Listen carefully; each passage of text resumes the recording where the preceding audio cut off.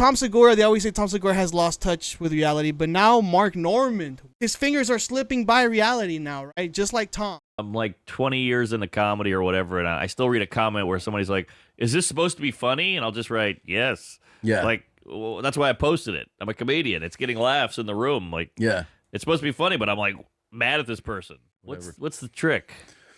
I mean, I think it's just like, how do you think a person's life is going who spends time going, you suck?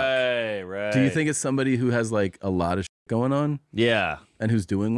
And we remind Tom that he has done that. So Tom had a Karen moment at an airport because he had to have his bag checked in at the gate.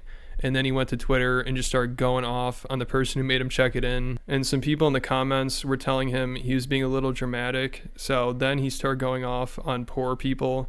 I mean, this was wild. This dude's ego is out of control. Well, good point. Only a couple of weeks ago that Big J Okerson was on the We Might Be Drunk podcast with Mark and Sam, where he brought up this very channel, saying how he watches it, just like Bert does, to keep up with everything happening in the podcast world. Mark, it's a simplified version, 2 hour, whatever, how long it might be. Mark and Sam weren't convinced though. Sam tried to shut it down, even though his producer admitted to his face that he watches my videos, and Mark made the comment that we all don't realize how sensitive comedians are.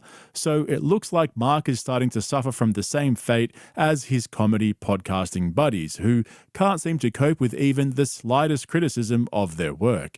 And I've always been a fan of Mark Normand. I think he's one of the few Rogan comedians who still understands the idea of a comedy podcast. His work on Protect Our Parks in trolling Rogan is pretty much unmatched at this point. The sad thing is, though, now that he's made it big through multiple JRE appearances, he's starting to sound just like the rest of them.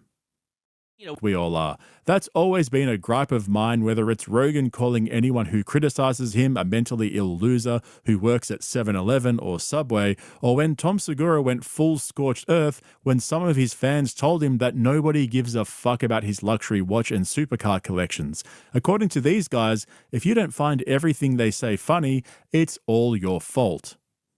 And I'm like 20 years into comedy or whatever, and I still read a comment where somebody's like, is this supposed to be funny? And I'll just write, yes. Yeah. Like, well, that's why I posted it. I'm a comedian. Okay, this might be just Mark just trauma dump, right?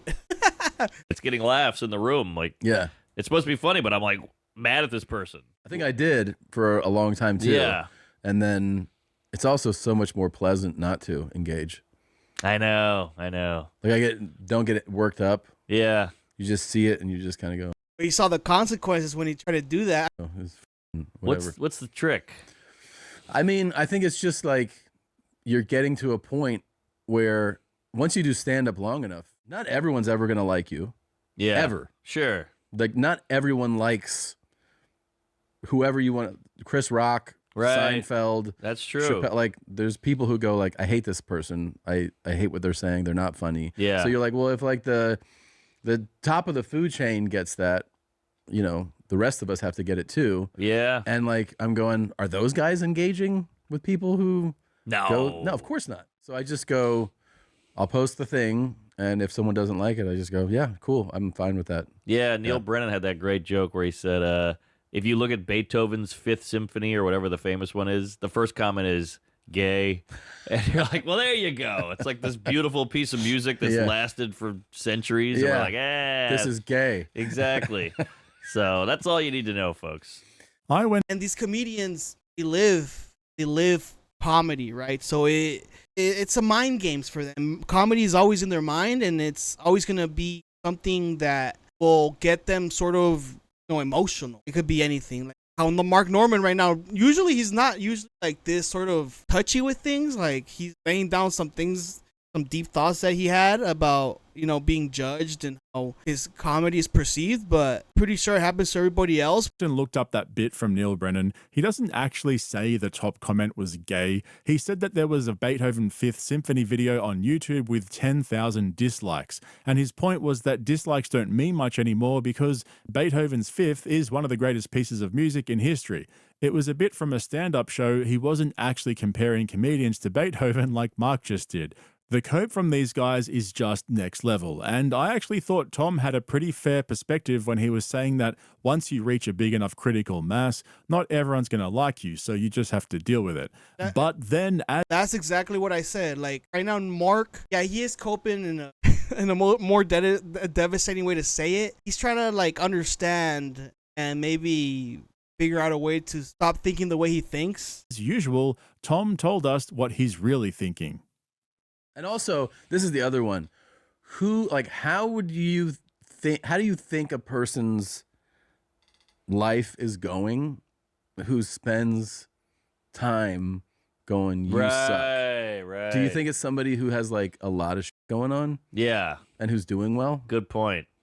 I mean, like, It's crazy. It's Yeah. crazy. The funny thing is, wherever Tom goes on the internet, whether it's a video with a watch dealer reviewing his collection, or he's driving a new supercar around London, even just a clip from his comedy specials, there's always a ton of comments basically saying, you suck. I mean, have you guys seen pretty much anything Bert Kreischer posts anywhere, or when Rogan posts anything comedy related on Instagram and Twitter, 90% of the comment sections are just roasting them because they suck.